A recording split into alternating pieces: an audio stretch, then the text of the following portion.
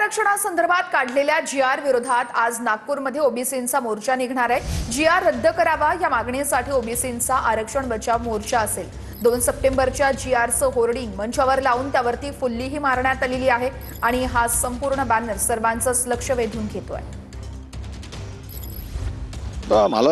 मी तर सांगेन की हा मोर्चा ऐतिहासिक असेल। लाखोच्या संख्येने लोक येतील आणि या मोर्चामध्ये आम्ही कुठे पक्ष ठेवला नाही, कोणाच्या नेत्याचं ब्रँडिंग नाही, कोणाचा बॅनर नाही, होल्डिंग नाही। आम्ही पॅम्पलेट छापलेत।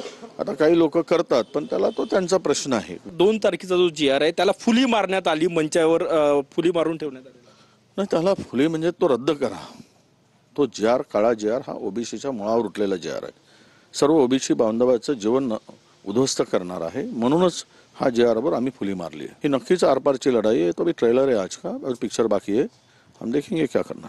महाराष्ट्र शासनाने हे 10-12 बळी घेतलेले आहेत। याला जबाबदार महाराष्ट्र शासन आहे। आता काही मोर्चे निघायला लागलेले आहेत, काही नेते पुढे यायला लागलेले आहेत। खूप वेळ झाला ॲक्च्युअली, हे अगोदरच व्हायला हवं होतं।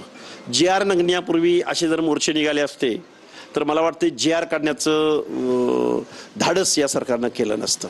आणि 10% लोकांच्या मताला घाबरून जर शासन असा निर्णय घेत असेल, आम्ही तर 50-60% आहोत। हां, आव्हान आहे आमच्या समोर की 300-400 जातींना एकत्रित आणणं आणि शासनाच्या विरोधामध्ये उभं करणं। ते आव्हान जर आम्ही पेललो तर भले भले माणसं घरी बसतील, एवढं मी निश्चित सांगतो। आज जो मोर्चा आयोजित केलेला आहे, सकल ओबीसी महामोर्चा त्याला नाव दिलेलं आहे आणि पूर्ण विदर्भातून मोठ्या संख्येनं आजच्या मोर्चामध्ये ओबीसी बांधव सहभागी होणार आहेत।